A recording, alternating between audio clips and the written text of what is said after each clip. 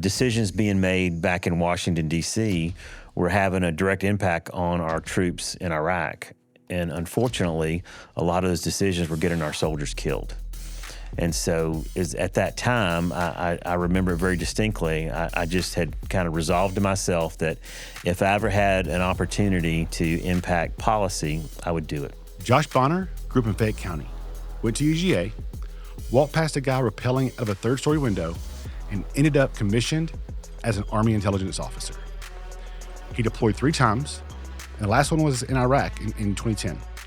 He came home, rebuilt his family, rebuilt his business, and eventually ran for state rep because he made a promise to himself in a room in Baghdad that he wasn't willing to break. He's been in office 9 years, chairs the Defense and Veterans Affairs Committee, still serves as a colonel in the Army Reserve, and still runs Southeast Properties out of Fayetteville. There are over 23,000 veterans living in Fayette and Coweta counties, and Josh is their legislator, their neighbor, and in some cases, their peer. That's not a talking point. That's just what his life actually looks like. In this conversation, we talk about what it costs to make a decision that you know is right when the people you're fighting for are publicly fighting you. We talk about what service looks like when it doesn't stop. And we talk about what he actually wants to leave behind, which is less about legacy and more about a veteran family that's settling here because Georgia was worth coming home to. And if you live in District 73, you should know this guy. So stick around. Mr. Bonner, thank you so much for coming out here. Thank you for having me. I appreciate it. I've been looking forward to this for a while, so well, thank you. This is going to be fun. Let's start with your superhero origin story. Okay. Before politics, take me back to the beginning. Sure. So I grew up in Fayette County, graduated Fayette County High School, went off to the University of Georgia, and one day I was walking past the ROTC building there on campus, and I saw a couple of guys that were rappelling out of the third-story window. And went over there, thought that was pretty interesting. So I stepped over there and said, hey, you know, what's going on? And the folks there told me about this great class that would teach you rappelling and was called a military science class. And so I said, hey, that sounds great. I need an elective. So I decided to take the class and sure enough, learned how to rappel. And then at the same time, got exposed to the opportunity of serving in the Army and was offered a full ride scholarship through ROTC. And so other than my father served in Vietnam era and both my grandfathers served in World War II, but did not have a whole lot of background and experience in the military at all, but just really felt the call that I wanted to serve. I wanted to serve my country.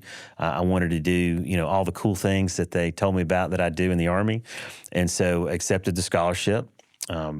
Graduated, got commissioned as a second lieutenant and as a military intelligence officer, went off to training and then got stationed in Hawaii with my new bride at the time and served on active duty for 4.5 years and then transitioned from active duty into the reserves soon after 9/11 and then got called back in 2003, again in 2005, and then one more time in 2010. And it was really that experience. In 2010, we got notified that my reserve unit was going to be mobilized and sent to Iraq for a year.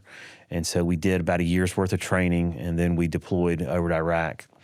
And while I was there, just the nature of my job, nothing special about me, but I was kind of in the room when a lot of things were being discussed, and as an intel officer, had access to a lot of information.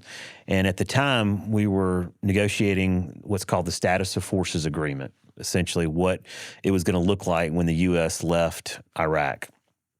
And what I saw was decisions being made back in Washington, D.C., were having a direct impact on our troops in Iraq. And unfortunately, a lot of those decisions were getting our soldiers killed. And so at that time, I remember it very distinctly. I just had kind of resolved to myself that if I ever had an opportunity to impact policy, I would do it. So fast forward, I get home from Iraq after being gone for a year, had to rebuild rebuild my family, had to rebuild my business, had to rebuild really my whole life. And so when I got back home, completely focused in on my family, my church, my business, and just dug into that and went from being a political junkie growing up, being involved in the local party and working on campaigns and helping my dad run for office and all those kind of things to really just tuning out politics and really tuning out all the news and just focused in on those three things and didn't even turn the radio on for probably a year. And then got to a point with my business and family that things were very stable and got approached by a friend of mine who served in this position before me, and he asked if I had any interest in running for office, and he was going to retire. And I told him no, had no interest whatsoever. That was good, but hey, I'll help you find somebody that we could support to run. And the folks that were coming forth to run just didn't get me excited. And then I remember one morning it just hit me. And I was reminded of what I had promised back there in Iraq, that if there was ever an opportunity to impact policy, that I would take it. And so I immediately I called my dad, I called my pastor, and I called my best friend. And almost word for word, they told me the exact same thing, independent of one another. And I took that as confirmation that this was an opportunity that the Lord had availed to me, that it was my time to step up. And so sure enough, stepped up, ran a campaign. There were three of us in a primary, and I was able to win that without a runoff, and then have been kind of winning elections ever since. And so what it did for me was to affirm that that the Lord had put me in that position and had closed the door earlier in my life and allowed me to gain the experience and wisdom that was needed to go into this job at that time. And he really opened the door for me then. So there's a lot of things I want to touch on there. But first question is, how was the conversation with your wife when you wanted to jump in? Like, what was that conversation like? Yeah, so that was the very first conversation I had, as you can imagine, because been married and we had kids at the time as well, and young kids, and very active, very involved in the community. And fortunately, my wife had seen a little bit what it looked like when I was involved with one of my dad's campaigns earlier, when we were dating. So she had some sense of it, but I was very honest with her and told her what it might look like, what it would involve. And she was just so incredibly supportive, and she really, she saw it as the same opportunity that I did, that this was a calling, that I was really being led in this direction. And so she was incredibly supportive, and it hasn't been easy all that time, but she's just as supportive today as she was back then. I'd say, it's funny because I was talking to actually David Clark on Saturday, and we were having this conversation, and I think a life hack for men is picking the right spouse. Because whether it's business, personal, whatever, political, if you pick the right person, that just 10x's everything that you do. Oh, absolutely. And, we don't look at it in the things that we do. We certainly, we have our own careers. We have some of our own interests and things like that. But we really see our life and our family as a team effort, right? We call it Team Bonner. Absolutely. We got 4 kids, and every time we would go somewhere, it was an event. But you're exactly right. I mean, having the right spouse and partner is so much better than not, right? It is. It's the support. Yes. It's the safety. Yes. It's all of that. Absolutely. Like it's just, she knows when to push me. She knows when to kill my dream. Like that was no joke. Like she put that in her wedding vows. Like I promise not to be your dream killer. Yeah. Because I'm the dreamer. I have the ideas. And she's like, let's pull back a little bit. Right. Let's hold on. Yeah. There's an old saying in politics that if you want a friend in politics, you need to get a dog. Right. I would add to that, you need to get a dog and you need to marry well. Yeah.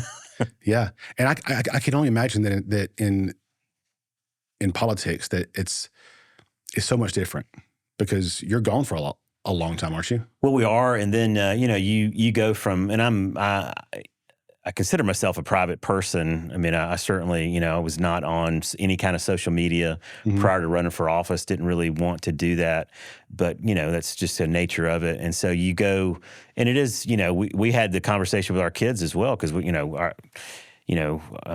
kids are part of the community, and they know what their dad's getting into, and so we had those conversations. But yeah, you're giving up your privacy, and you're making your life very public, and so you're opening yourself up and your family up for a lot of scrutiny that you may not normally have, and so it is a kind of a delicate situation when it comes to that, because on the one hand you want to maintain your privacy, but on the other hand, I've made this decision to serve the public, and therefore I've got to be accessible to that public. Yeah. I think that, because what you said earlier is, the same thing that me and my wife call ourselves. I mean, we're a partnership. Mm-hmm. We're a team. Yeah. Being a Christian man myself, like I know that men lead the household, but we're also like, I do, but at the same time, it's a team. Absolutely, and being having kind of a military background, being deployed in a way so often, my wife had that. She had that experience in me being gone, still managing the household, still managing her own career, still making those decisions. And so there's a lot of parallels between serving in the military and serving in political office. And fortunately, we had a good foundation in that before I ran. Is that why you see a lot of former military succeed in politics? Well, I think you see a lot of folks certainly have an interest. There's a lot of parallels in things like you're serving a purpose larger than yourself. You're on a mission. You're potentially a part of a team. You're working towards a goal. You're accomplishing things. So there's a lot of similarities between political office and the military that that politics does attract a lot of folks, I think, in the military for that reason. Yeah. And stories that I've heard, just former soldiers talking on podcasts and books and stuff, the different branches don't always get along. Is that pretty accurate? Yeah. So we're fortunate in the House where we've got every branch except for Space Force represented, and so we do get to give each other a pretty hard time when it comes to that kind of stuff. But no, we all get along at the end of the day in terms of things like that, the same mission. But yeah, there's always it's always good natured, when it comes to it. But I bet that experience comes back to right and left, and having to work with everybody Well, I would say that my experience in the Army taught me a lot of great lessons that I think have helped me to be an effective legislator in terms of, when you're in the Army, my first duty station, both the company commander and the first sergeant were both female. My platoon sergeant was Puerto Rican. One of my first battalion commanders was black.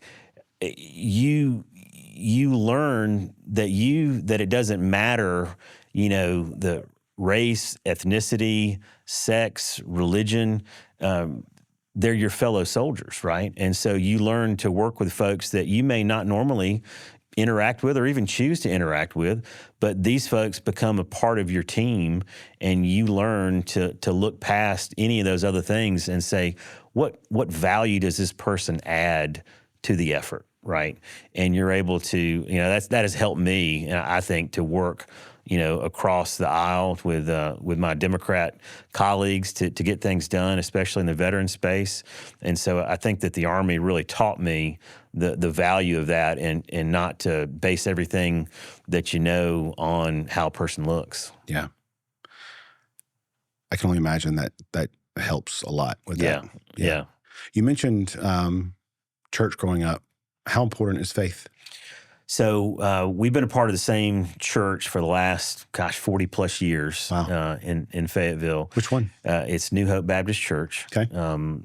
I've been fortunate to serve as a deacon there, and my wife and I serve in the youth department. teaching juniors and seniors. And we've done that for the last, almost 10 years now. But, for me, my faith is the underlying foundation of all that I do and all that I am, really. Our church community has given us so much. I look back on all the times that I was deployed, and see how my church community stepped up and how that family surrounded my family while I was gone.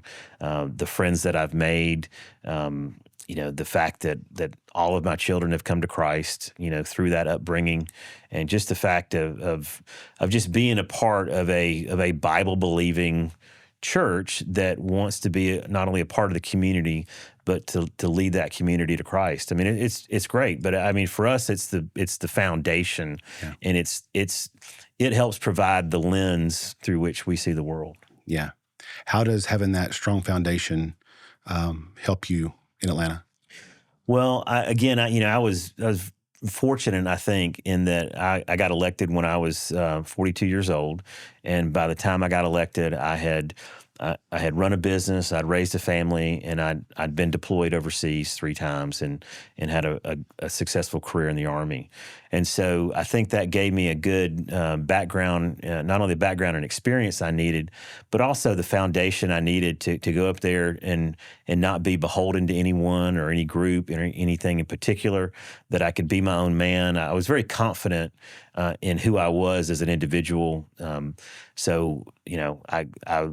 am a conservative, so I believe in, lower taxes, less government, and a strong national defense, protection of our constitutional rights. I mean, that's kind of the basics of it. It is. And so, what that background in the military did for me was to help me determine who I was. And so that when I went up there, I was really not moved by the winds of change or the predominant attitude up there, but I was able to be consistent. And, sometimes that meant voting no. Sometimes that meant, not supporting an issue, from our side, or trying to, kill an issue on our side that was not consistent with my conservative values. And so, again, that background and experience helped me to be, I would say, more of my own man when I went up there to the Capitol. And I assume that having a strong faith helps with that, and helps with your convictions and help you. No, absolutely. And honestly, I really don't know how. I don't know how someone could do it without faith. Yeah. I mean, there's certainly, there's certainly a lot of temptations up there. There's a lot of pressure brought to bear. And frankly, there's a lot of big consequential decisions that are made up there. I mean, what we do at the state capitol impacts you and your family. We used to say cradle to grave, but now it's before you're even born, and it's well after you die. Yeah. So the decisions we make up there are important. And so if you don't have a good foundation in your faith, in my opinion, then I don't know that you're going to make the best decisions for your constituents. And so my faith up there has not only sustained me and my family, but I think it's also provided me with the wisdom and discernment to make good decisions along the way. So me and my family go and serve at Southside here in Newnan. And Andy Stanley, who is the lead pastor there up in North Point, he wrote a book called Better Decisions, Fewer Regrets. And one of the things he wrote in that book, any big decision that I come up with or come up to, this one phrase sticks to me. And it says, pay attention to the tension. That tension in your gut when you have to make any kind of decision. If there's tension there, why is it there? Think back. Is there a certain decision you've had to make that you've had that tension of, is it politically right, or is it just the right thing to do? So I can't recall a vote where I wavered. There are plenty of votes where I had to consider the overall value, right? Up there in the House, there's 180 members. and it takes 91 votes to pass anything and 120 votes for constitutional amendments. And so it is not an individual sport up there. It's very much of a team sport, and it's a very relational type of business up there. And so I spent a lot of my time developing relationships with my colleagues all across the chamber, so that if we ever had to have a hard conversation, prior to that, we've had a series of easy conversations, right? And so I spent time getting to know my colleagues, well enough that they know who I am. And so sometimes you gotta calculate, what's the overall value of a particular vote. I mean, it's because it's certainly easy, and it would be very easy to go up there and just vote no on everything, because you could find a reason to vote no on every single piece of legislation that comes through. Now you got to weigh the value of that. And for me, I take some of those things into consideration, because I know that if something may not be important to me, but it may be important to one of my colleagues who represents a community that is not as well off as our community, then chances are I'm going to support my colleague, because down the road I'm going to need their support. Now, I don't ever do that in a way that's ever going to compromise my beliefs, but I think that there's plenty of room in a lot of that legislation to try to find the good in it and not focus in on the potential bad. Hearing you talk about it, it relates to business for me in a lot of ways. Sales, you're talking about relational. You got to build relationships, build the rapport, reciprocity. So there's a lot of similarity there from politics and business. Yeah. Did owning your business help you in that space? Oh, absolutely. I mean, when you're in very much like you, when you're in the situation to, where you sign the front and the back of the checks, right? And you get down to the end of the month, and you just hope that there's more money than there is month, right? Those kind of things teach you a lot of lessons. So, first and foremost up there, it teaches you that, this is not your money up there. This is the taxpayers' money. And so I want to treat that money just as I would in my business. So I don't want to waste their money. I don't want to spend it on things that aren't going to have a good rate of return.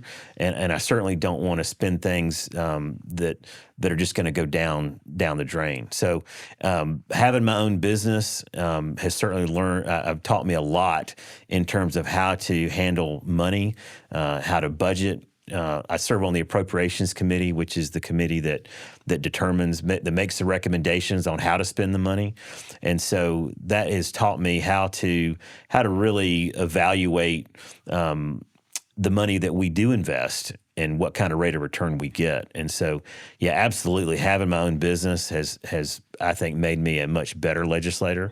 Not to say folks that that don't have that experience aren't good, but for me, in the committees I serve on, it's been invaluable. Do you think government can and should be run like a business? Or are there more nuances to it? I'd say there's more nuances. I mean, the kind of big picture, yes, it should. Now, I think we have allowed our government to become so cumbersome and complicated that you can't always apply business principles to it. My goal would be to reduce the size and scope of government down to where we could run it like a business, right? But I will tell you that there's, in a business, it's certainly about the bottom line. I think there's a lot of good lessons from business that we can learn. Rate of return is one, right? I mean, are the taxpayer dollars we're spending, is there a good return for that taxpayer? Like that's something I think we need to consider. There's certainly, a certain level of folks and community and society that can't do for themselves, that will always need help and assistance. I think I don't know that government is always that solution, but at some point, government does have that role. And so there's a lot of great lessons from business that I think we can apply. But again, I think we've allowed government to become so cumbersome that sometimes those decisions get a little muddled. Yeah. I have no problem. I mean, as painful as it is sometimes, no problem paying taxes. You just don't trust where it's going. Right. Yeah, when you look at the property tax, your property tax bill, and you see it going up, year after year, and you see, what all it's going to, and you see, what government is doing, it does give you pause to say, is this really what we should be doing, right? And I think that again, we've allowed just government in general to become too large, too cumbersome, and way too intrusive on our everyday life. I mean, for almost everything that government does, I think there is a business or a nonprofit that could do it 100 times better. Yeah. I think it's just, you look at it, and this is when I got really sucked in when President Trump first took over office 2 years ago or last year. And Doge. It's like seeing where all the money went. Yeah. And USAID, I'm just like, seriously? Yeah. Like, no one voted for this. Yeah. And they just take the money and just spend it where they want to. Right. And, it's theory that it all comes back to them, or most of it does. Yeah. And it's just that burns a lot of people on politics. Yeah. Well, again, I think that's, where you go back to, your basic tenets of faith, your basic tenets of business, things like that. And it makes you realize that, look, this is when you're dealing with other people's money, it certainly, it's easy to kind of do whatever you want with it. But when you understand that, that the money that we're spending in Atlanta, part of that's coming from your pocket, part of that's coming from my pocket, that's taken away from you and your family to do this thing. Is this thing worth doing? Not to say that not to say there's not good in that thing, but is it the proper role of government to do that? To me, that's the question we've got to consistently ask when we look at how we spend money. I think, and from my perspective, I think a lot of politicians see it as monopoly money. Oh, absolutely. I mean, our this year's budget, 2027 budget, is about $38 billion. I mean, that's for Georgia. That's for Georgia. I mean, that's a significant amount of money, And when I look at our budget, some of these line items, I mean, we've got a line item for $400 million to build a new mental health hospital. Is that a worthy endeavor? Sure. That's a lot of money. Yeah. I mean, that is just a lot of money to be spending. And, but I do think that, especially under Kemp's administration, we've given a lot of money back to the taxpayers, which is great. I just think that we need to, continue to view, how much money, are we taking and what is that proper role of government? Yeah. So explain what the Appropriations Committee is. So the Appropriations Committee is the committee in the House. The Senate has a version as well. We are the ones that look at. We take the governor's revenue estimate and his recommendations on the budget. We then hear from all the different departments that make up state government, and we look at their requests, we look at the history, and then we determine where that money is going to be appropriated, kind of line by line, how much money is going to go to each state agency and for what purpose. And so out of that committee, and the budget is a bill like any other piece of legislation. And so the Appropriations Committee is the one that sends that bill with recommendations onto the full House or Senate floor for debate and a vote. So do you go line item by line item? We go agency by agency. Okay. And so again, when I talk about how we've allowed government to become cumbersome and muddled, we get a lot of federal money, and so a lot of the agencies that operate in Georgia, whether it's Department of Agriculture, Department of Health, Department of Community Services, any of those, there's a mix of state and federal monies that come in. Now we only control the state money, so we've got to look at how much money is coming in from the federal government for a particular agency or use, and make sure that everything is aligned so that we're making the best use of those state dollars. But yeah, so it is an agency by agency, and in some cases, it literally is a line by line, particular lab here, or a number of vehicles here, employees, that kind of thing. So it does get very detailed. Who pitches that to you? So the governor, in addition to his revenue estimate, which that he is empowered by the Constitution to determine for a budget year what the revenue is going to be. And according to our Constitution, our budget has to be neutral. So it's got to be a balanced budget. So if the governor says the revenue estimate's going to be $38 billion, then our budget cannot exceed that. And so what we do is take the governor's recommended budget, and then we in the House, we come up with a recommended budget. The Senate comes up with a recommended budget, and throughout the legislative process, all that gets sorted out so that we agree on one single piece of legislation, and then that turns into the budget. Okay. So you deal with the governor with it and the members. That's correct. Okay. The Appropriations Committee acts like any other legislative committee and passes that bill out, but all the members of the House and Senate have the ability to influence and impact that budget. This is probably not interesting to anybody else but me, but sorry, this is probably a little in the weeds, but I was just curious. So at what point do lobbyists come into play? So lobbyists are a part of the entire cycle, and when I say lobbyists, that's inclusive of advocates, right? So you'll have people that start early on. I mean, I've already getting emails and folks wanting to talk to me about the budget for next year, right? But you get a lot of folks that are representing different interests, different causes, and it could be anything from an in-house lobbying firm to a contract lobbyist to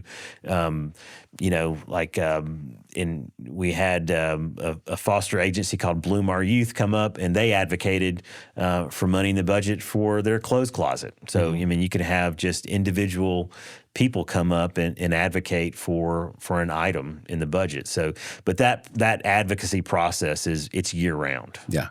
So I bring that up because my wife, she was president of the Georgia Dental Hygiene Association a few years ago. Yeah. And they have their own lobbyists. Like yes. They pay somebody for their own. Right. And so she was just talking to me about how he works, he's their own, like he's on salary. Yeah. And he advocates for them. Yeah. So I was just curious how that plays into it and where others come into play. Yeah. So those folks are up there, like I said, lobbyists, activists, the whole gamut. And, if they're hired for a certain purpose, then their job up there is to get in front of members, give them information, answer questions, make recommendations, do everything they can to advocate for their cause. And so for the dental hygienists, they always have a very strong presence up at the Capitol, and they're doing a good job looking after their industry, right, and making sure that people that are in that industry are protected, are covered from different legislative angles, making sure that either there's legislation that would help them do what they do, or legislation that would or try to kill legislation that would prevent them from doing their jobs, things like that. So that process is definitely, it's all throughout the year, but it definitely ramps up during the legislative session. So when does that start? Session runs from the second week in January till typically the end of March. This year, it went until April 2nd, but typically January to March. Yeah, y'all get held over a little bit this year, didn't you? We did. The Constitution requires that we're there for 40 legislative days, so we take 40 days in true government fashion, and we stretch that out to about 90 days. Okay. And then there were some weather days in there too, right? Yes, there were some weather days, and we kind of account for holidays and things like that. So it does stretch it out to about 3 months. So looking at it from the inside out, or I should say the other way, what's harder about this line of work than people expect looking at it from the outside? Well, it's definitely there's a time commitment, and our legislature is and was always meant to be a part-time legislature. So that's why we have it in the time frame we do, January to March, because Georgia was a very agricultural state, even more so than we are now, and so that was a good time for the legislature to meet. And so outside of session, it is kind of a part-time job. During session, from January to March, pretty much in Atlanta every day, and that becomes my full-time job. So that's a challenge. It's a time commitment. It's certainly, it's not full-time pay that we get, and since I live somewhat close, then I don't get any extra money. So I drive home every night, which is a good thing. I appreciate that. But it's a lot of long days, and it's a lot of work. I mean, to do the job well, it's a lot of work because you've got to become not a subject matter expert on everything, but you've got to have a level of knowledge on a very wide range of topics so that you can make a good, intelligent decision on everything we do up there. And then, not only are you up there to pass legislation, but there's a constituent services component to what we do. So as a House member, we represent roughly 58 to 60,000 people in a community. State Senate district has about 3 times that. And so there's a lot of folks, in our community, and there's a lot of folks that need things. And so they're calling you, all throughout the year. And we don't have a staff. I have an admin that I share with 2 other House members that works at the Capitol, but he does constituent services and supports me while I'm in session. But that support is fairly limited, and we're not provided with any additional staff. Wow. Yeah, I didn't know that. Yeah, a lot of folks. Yes, a typical conversation, would be, well, I'll just reach out to one of your members of your staff, and I said, well, you're talking to them. I am the staff. Yeah. I'm the social media guy. I'm the scheduler guy. I'm the guy. Yeah. So whatever it is you need, everybody's got my cell phone, and so I get calls and emails all the time, and I appreciate hearing from folks. But that is a component that a lot of folks. I would say that a couple of misconceptions. Number one, most folks think that I go to D.C. every day, think I'm in Congress, but not. And then people think that we have, this big staff that does all these things for us, and that's just not the case. Yeah. We're just not provided with it. So there's 2 questions out of that I want to ask, and I want to tell you both just so I don't forget. One is I want you to walk me through a normal day, like a typical day of you traveling up to Atlanta and coming home. Yeah. And then, and this is no particular, you can do either one first. How does that affect your business? Yeah.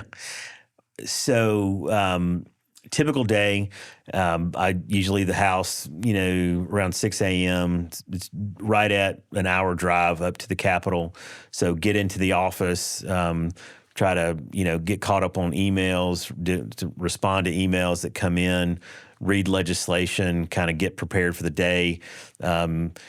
Typically, we'll have committee hearings starting at 8 o'clock in the morning. Or other meetings with either constituents or other groups. We gavel in at 10 a.m., which that means we go to the House floor and do our session. We're in session.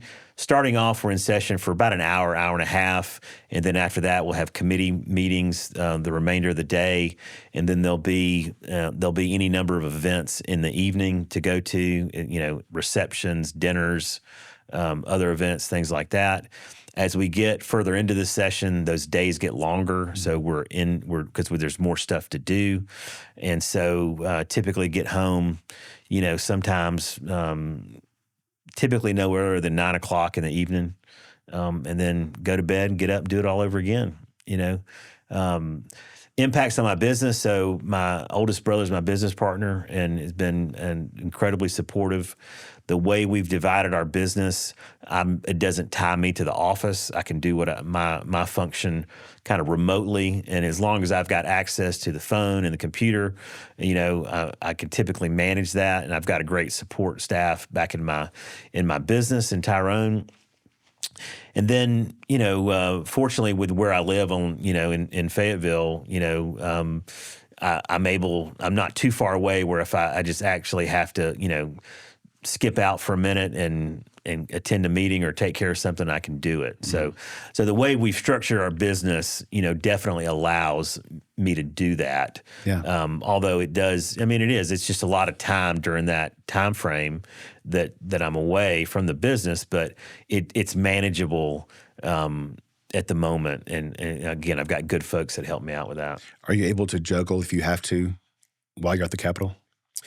Yeah. I mean, I'm able to, like I said, again, that's one of the benefits of owning your own business is that you can kind of control your schedule to some degree, even though we have clients and, clients always get priority.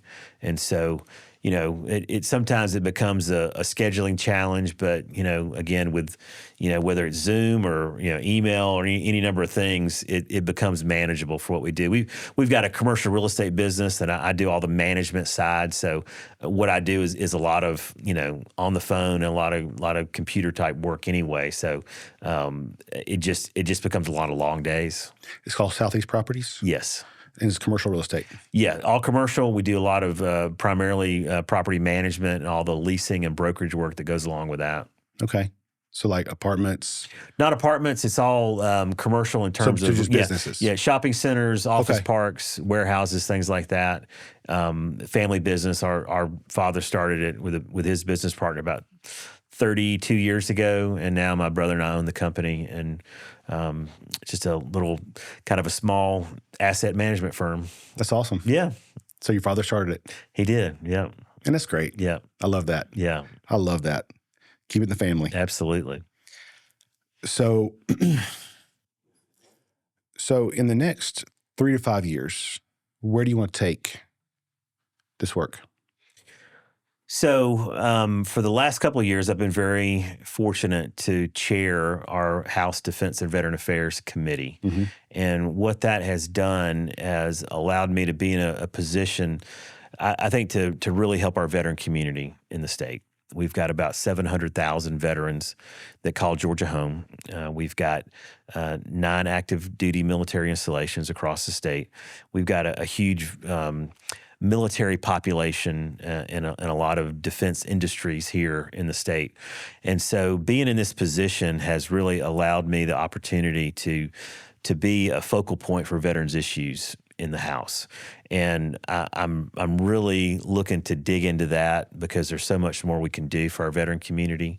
Again, we rank pretty high in the veteran population, but yet we rank fairly low in the benefits and services we provide. And so my goal is to increase that to make Georgia not only number one place for business, but really the number one place for veterans and their families to live and work.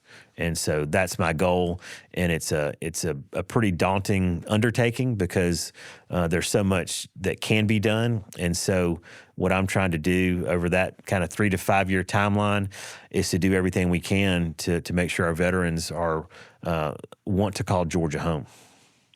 Yeah, they're not taken care of like they should be. They're not, and I've never thought that. Yeah, and and as a group, we're veterans. We don't.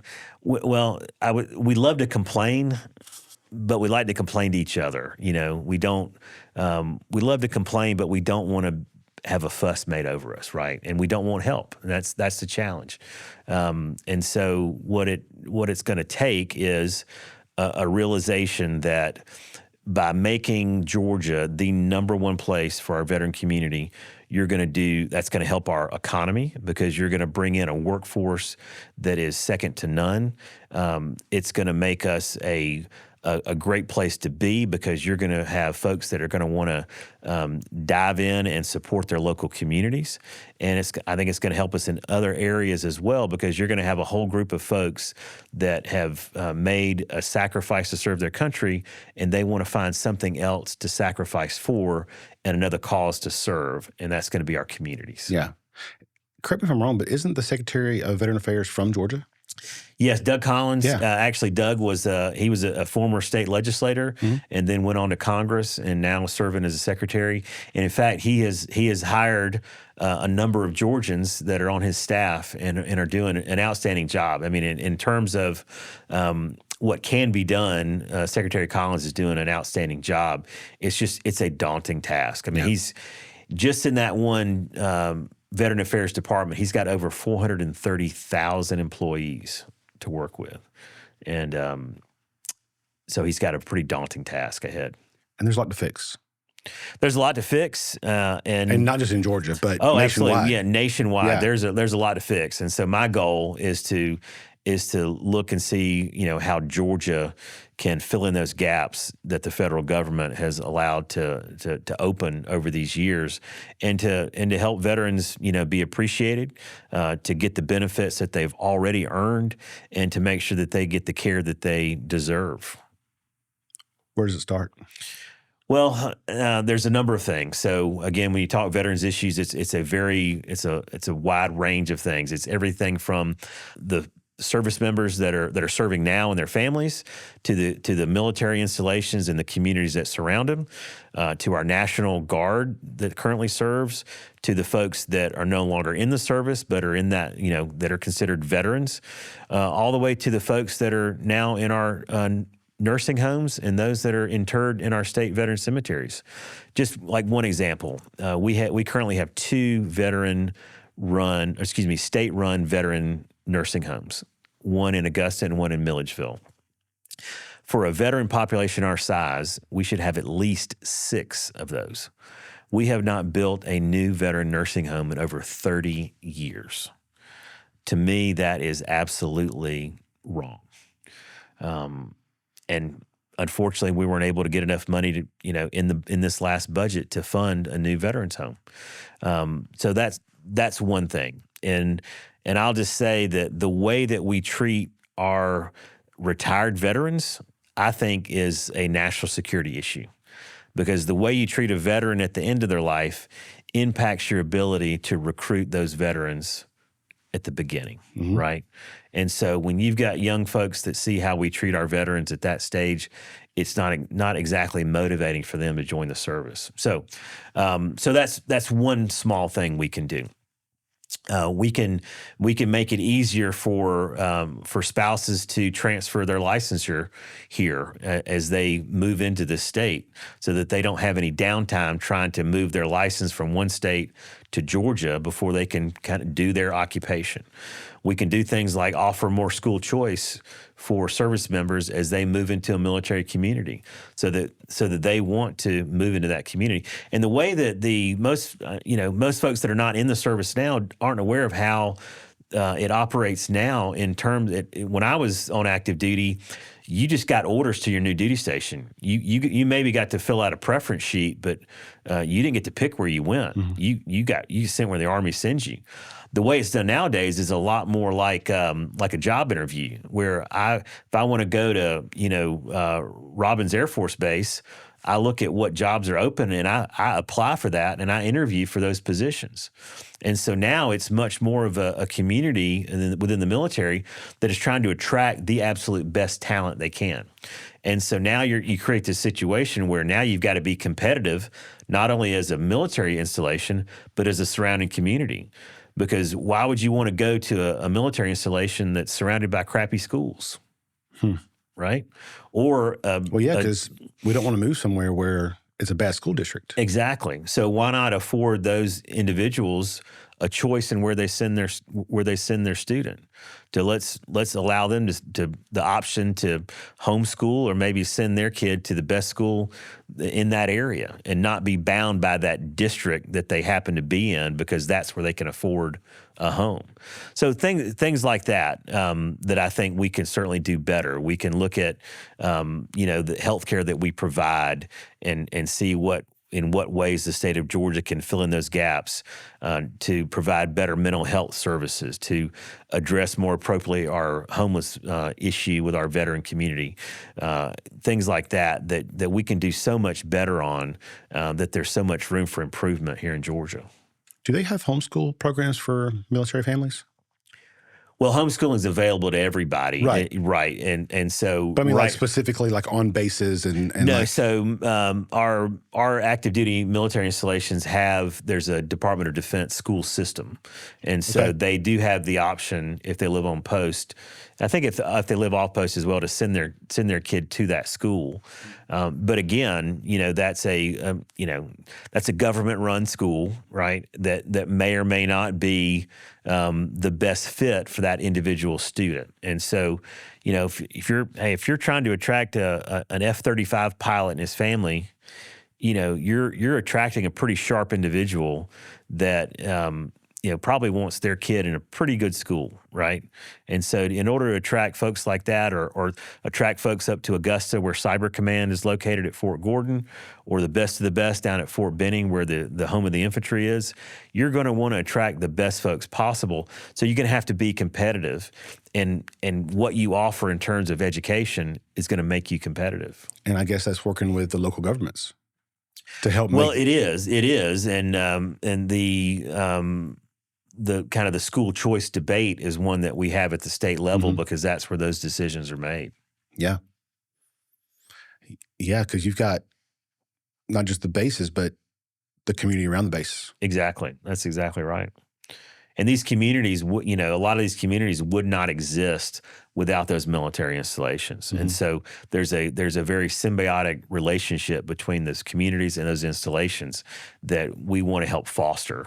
And again, that's all a part of making Georgia the number one place for veterans to come back to when they retire.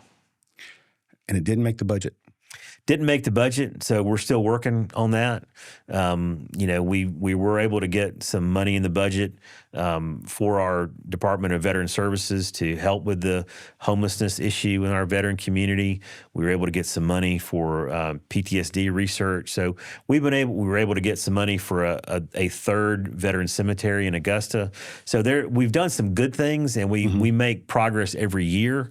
My goal, and I think really my calling and my obligation, is to continue to put those veteran issues out there in front of my colleagues to help them understand how important it is, and so that we can move those forward. Yeah, which I guess goes back to sales. Well, sales and relationships, right? Yeah. And that's really what sales is, right? Is developing that relationship with someone so that they have a level of trust in you that what you're providing is going to meet a need for them.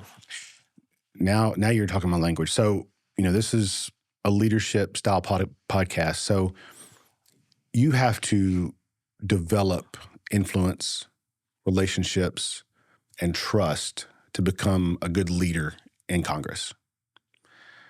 Has that been difficult for you, or is that been more you pull it on your background? So when I first went up there, of course, I'd with my Army experience, I got up to the legislature, and my first question was, all right, where's the team and what's the plan? Right? Where's the playbook? Right. What's the playbook? It took me a while. And finally, somebody just finally told me, says, that's not how we operate.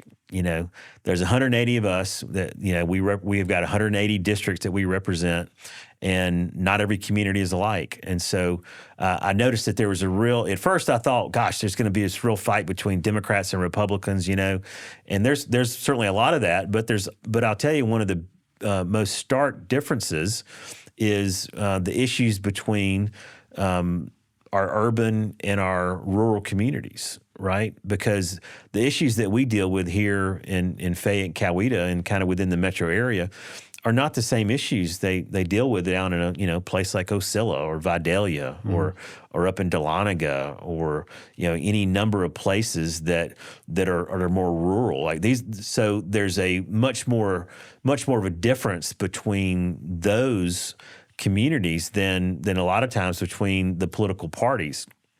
And so I had to learn quickly that this was not, while it is a team sport, again, it takes 91 votes to get anything done. And so it's not enough for me to stand up and say, I support this and I'm the one vote.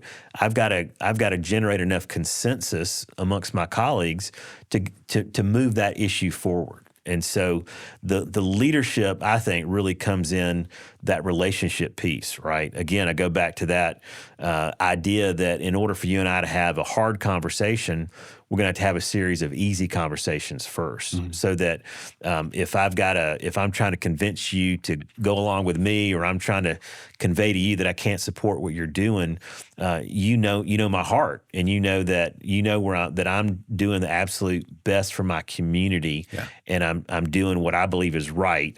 And that's not going to ruin our relationship. That's just going to say, okay, on this issue, we're not going to agree, but there's going to be another issue, right? Yeah. I mean, we do make a lot of votes on a lot of legislation, and we don't always vote the same. But for the most part, I'm going to support you as my colleague and what you're trying to do for your community. Yeah.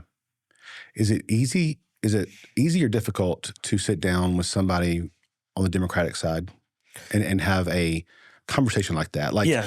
Because, the media wants to believe that it's just pitchforks and fire brimstone and you hate each other. And it's like, that's not how it used to be. No. I would say this. It's not difficult because these are all people, right? I mean, these are all people that are in the same situation as you. They're trying to do the best for the community that they represent. Right. And I don't mean to interrupt, but I believe in the positive side of it. Like, I have hope that everyone's there for the right intention and for the right reason, and that's to serve the people that sent them there. Yeah. And that you just have different perspectives on what the right thing is. Yeah. So I'll give you a good example. So several years ago, I was one of the lead sponsors of the LIFE Act, the Living Infants Fairness and Equality Act, what we refer to as the Heartbeat Bill. Mm-hmm. Okay. Very contentious issue. Essentially, the bill says that you cannot perform an abortion once a heartbeat has been detected. All right. You could not create a more controversial topic within the political parties. And so, as you can imagine, a lot of back and forth, a lot of animosity, a lot of heated debate. And I won't go into all the details of everything, but when it was all said and done, and the measure passed, one of my colleagues in the Democrat Party, who I'd spent a lot of time talking with and getting to know, about her and her family and all that, she said, "Josh, I hate that this bill passed, but I'm not mad at you because I know where your heart is." And for me, that was really a confirmation of, look, we're all just trying to do what we believe up here. And so, I'd say, what I have found the most useful is to try to get to know these folks outside of the Capitol. Right. Yeah. Because and to engage in conversation as much as possible. But they're, for the most part, they're all good folks. They're up there for, trying to do the right thing. It's just at the end of the day, they see the world different than I do. And, there are certain things that we're just not going to agree on. And so you can either choose to focus on the things you disagree on, or you can find some common ground and kind of lean into that. And I'd say for the most part, that's what we do collectively in the legislature. It's probably less than 10% of the issues are controversial up there. And most things pass with an overwhelming majority. Yeah. Yeah, I think that I can see that happening. Just the more you know somebody, the more they know you as a person. Mm-hmm. They know your background. They know your perspective and why you believe a certain way, and vice versa, right? So I think intent matters. I'd say so. And, people see through. I mean, if you're genuine, I think people recognize that if they, and it's hard, up there if you, if you get a reputation for someone who, doesn't keep their word, or someone who's going to, kind of go behind your back or things like that, it's hard to recover from that. And so, unfortunately I've seen it up there. And so I've just taken the approach that, look, your yes is yes, your no is no. And, you're going to treat everybody the same with the same level of respect. And the things you agree on, you're going to agree on, and the things you disagree, you're going to disagree on. And you're going to fight it out as best you can, but you're not going to do anything to really knock that person down and make them less than they are in that debate. Make it personal. That's right. That's right. Side note: did you see Brandon Gill in that congressional hearing talking to the abortion? I did. Yeah. That was hard to watch. It was hard. It was hard to watch. And we had, someone in the debate on the heartbeat bill, the primary sponsor, went down to the well to make his final pitch, and he had his laptop on the podium, and he had it turned to him, and he said, on my computer screen, I've got what an abortion looks like. And he said, but it is so graphic, it is so horrendous that it's not appropriate for me to show this in public. And he was exactly right. And it is a horrible, horrible thing. Yeah, I mean, just having him, like, he went, which one's your favorite method? And he called out one and just described it. Yeah. Or is it this one? And it's just like, that was hard to listen to. Yeah, it's horrific. Breaks my heart. If a young person came to you wanting to do what you do, serve, run, and lead, what's the one thing you'd tell them that most adults in politics would never say out loud? Well, we're fortunate up at the Capitol, and there's a pretty good mix of, I'd say younger and older folks that are up there. And I think collectively, that gives a good perspective. I would recommend to any young person that is interested in politics is that,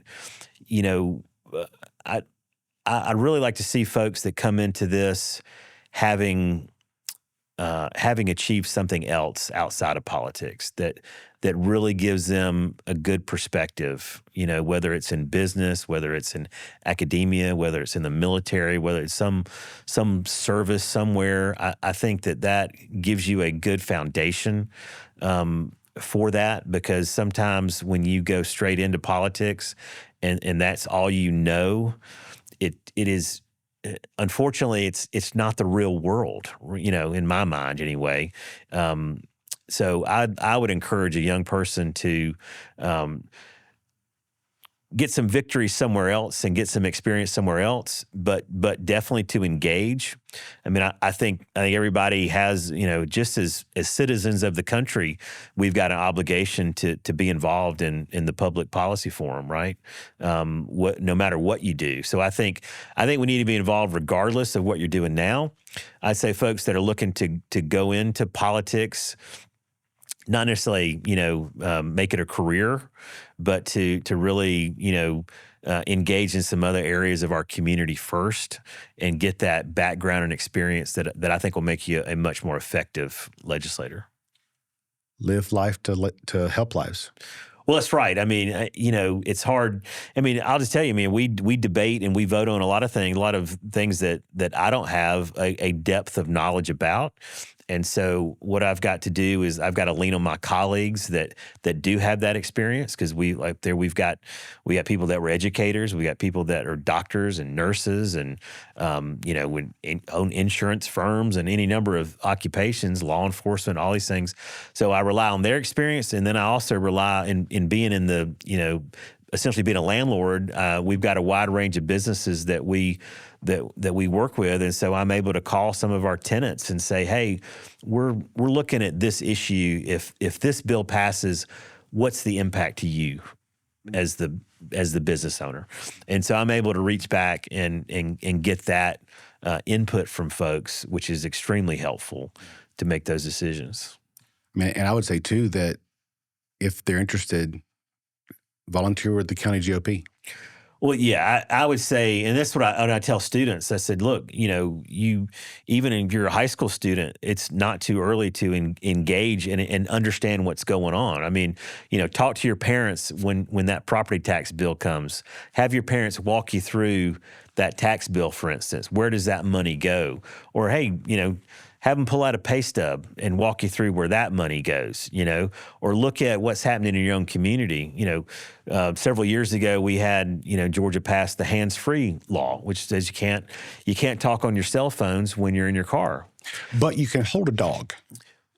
You can, but here's the thing with that phone, what else that applies to that we didn't necessarily think about from the get-go. What? Golf carts. So Fayette County, Peachtree City in particular, an area I represent, we've got over 13,000 golf carts in Peachtree City. And since they travel on the public thoroughfare, they are subject to those same laws. So not only can you not talk on your cell phone while you're driving your car, you can't talk on your cell phone while you're driving your golf cart. And golf carts don't have Bluetooth.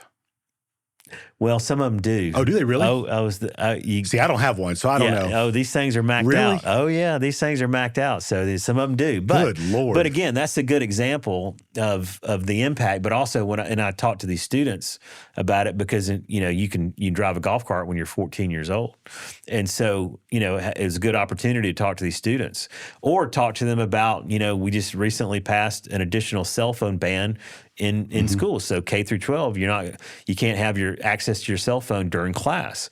And so these are things that I talk to students about, said, these things impact you. So, I mean, the decisions that we make have an impact on your life, whether you think we do or not. And so it's not too early to be aware of what's going on and to actually engage in that public policy realm. Correct me if I'm wrong, and I might have been told this is incorrect, but a parent just told me about the Forest School in Trilith. You're right. Did a group of middle school students present legislation at the Capitol? We have had that. In fact, the best example I can think of that actually became law is a school from out towards Savannah, out 16. They through a class project, they decided that they wanted to make the white shrimp the official crustacean in the state of Georgia, and so they're like, let's do it. So they put a proposal together. They contacted their legislator and got a bill drafted, and they advocated for it. And lo and behold, the thing went all the way through the process and passed. And now, white shrimp is the official crustacean in the state of Georgia. How about that? Yeah, it's something else. So yeah, and we get that every year. There's some kind of advocacy that takes place that comes from from students. That's amazing. Yeah, it really is. It is amazing how these things come to be, and I think it's great. I love to see that. I mean, it's a lot more engaging than voting on some random policy that only helps one specific company in the state of Georgia. Yeah. Plus, I mean, it gets the kids involved. Absolutely. And they learn the process. That's right. And that's valuable experience. Absolutely. Valuable experience. Yeah. What gives you hope right now about where this community is headed? Well, what gives me hope is when I seeing my own kids really, and this is the community that when I came off active duty, this is the community that my wife and I chose to come back to. I was raised in Fayette County. My wife was raised in Conyers. We were living in Hawaii, on active duty. We could have gone anywhere in the world, and where we chose to come back to was here. And, south side of Atlanta and this Fayette and Coweta communities, I think it's a great place to be. There's so much opportunity here. There's so much to look forward to with the positive growth that I think we're going to experience in terms of our economy. And we just think it's a great place to live. So the kind of things that give me hope, and I guess it's a bit cliche, but when I mentioned my wife and I teaching in our youth group, to see those kids year in and year out that are graduating, going off to college, and then come back, engage in a career, start a family, things like that. That kind of stuff gives us hope that it's a community worth fighting for, right? And I think that's what people don't often, I guess, take into account with the decisions that an elected official makes, whether they're on the city council, county commission, school board, or whatever. We're required to live in the districts we represent, and so the decisions that we make, at least for me, and I know a lot of my colleagues, one of the baseline considerations we make is this good for my community? And it's because it's where I live. So, I mean, in my case, it's where I live. It's where I run my business. It's where I raise my family. It's where I go to church. It's where I do life. And so, why would I want to make a decision that would be detrimental to my community, right? Yeah, I love that. What the last question I always end every episode with is a little bit of a twist on legacy and how you leave a legacy. because I believe that legacy will outlast applause. Mm. You know, we can win things, we can win awards, we can win whatever, we can win in life. But at the end of the day, legacy is what we leave behind to our kids. What do you want people to say about your contribution to this community 10 years from now? Well, I don't necessarily give a whole lot of thought to that legacy idea. I mean, I always, my wife and I have always stressed to our children that we've told them throughout their lives, we don't care, we care less about what you do than who you are. So we want to raise good people, because it doesn't matter what they do as a career. Or if they're a good person, they contribute to the community. They're people of faith. That for us, I think checks that legacy box. Yeah. I will say that for me, the closest thing I can think of to that topic is. So my father served on the county commission in Fayette County, and he's been very involved in the community up there for his since we've been living in Georgia, and it's it's not unusual for me to meet someone who, when they hear my name, they say, "Hey, are you Bill Bonner's kid?" And I say, "Yeah," and they would just say, hey, maybe they're blowing smoke, but they would typically say some of the nicest things, or just say something, well, how's your dad doing? Tell him so and so said hello, whatever. And I just think that is the absolute neatest thing in the world.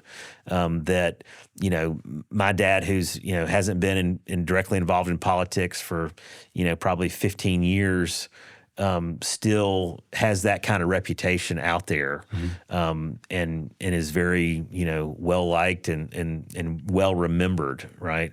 So I guess if anything, I'd certainly like for that to be something, but to me it is much more important for the things that I'm a part of to endure, and really people not even know who I was, is perfectly fine with me.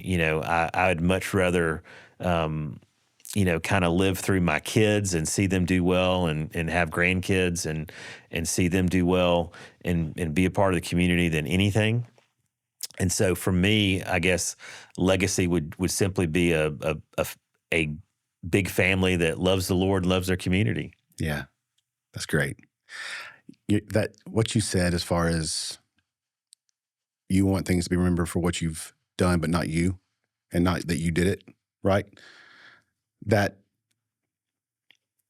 to me, I can see that coming from you based on Army intelligence. Well, that's one thing you learn in the Army is everybody's replaceable, right? I mean, the mission rolls on, right? And so it doesn't matter, you learn the job of the guy ahead of you and the guy behind you, right? And so that when you're out of the equation, the ultimate goal is for the unit or the organization to not skip a beat if you're not there, right? Because no one is indispensable, right? And that's really, I mean, especially in government, right? But that's the way that I view it.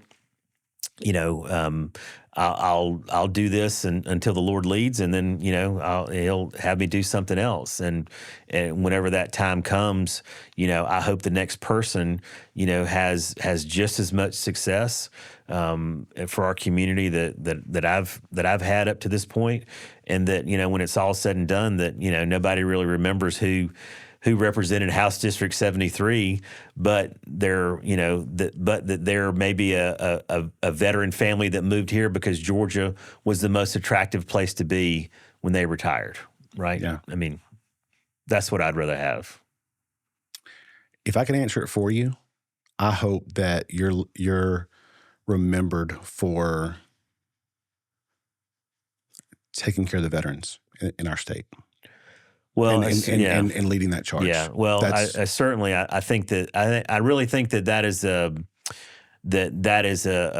position that the Lord has led me to, and I think my calling is to make the most of that opportunity and do all I can with what I've been given so far. Yeah, I can see God putting you in this chair right now. Not this one, but the one that you're It's in. a very comfortable chair. Thank So you.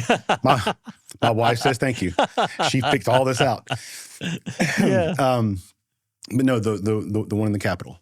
Yeah. Like I think God put you there for many reasons, but I think for that, because I can tell just by listening to you that's real close to your heart. Well, I appreciate that. And your passion for that. Thank you. And I hope you can move mountains and make that happen. Well, thank you. Thank you. Representative Bonner, I thank you so much. Well, thank you. I really enjoyed it. Thanks for the time. This has been amazing. We've kind of played tag here a little bit. Yeah. I kind of reached out during session, so Yeah. that was a bad time. And had I known your schedule, I would have known that was a bad time. Yeah.